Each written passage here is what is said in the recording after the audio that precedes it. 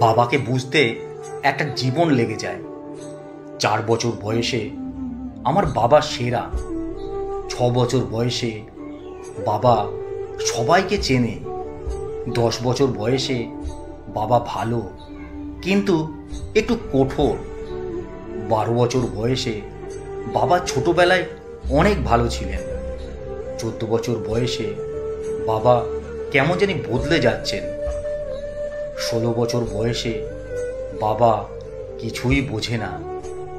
18 বছর বয়সে বাবা দিন দিন আরো কঠোর হচ্ছেন।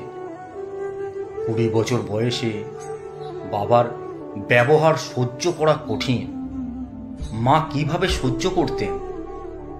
25 বছর বয়সে বাবা সব কিছুতেই মতের বিরোধ করেন।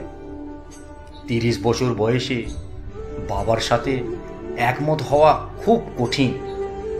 দাদাও কি বাবাকে এইভাবেই দেখতেন?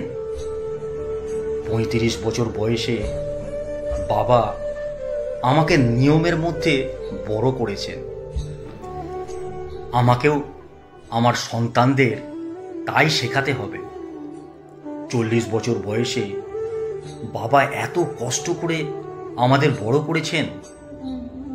আমি বুঝতে পারছি 45 বছর বয়সে আমার সন্তানদের সামলানো কঠিন।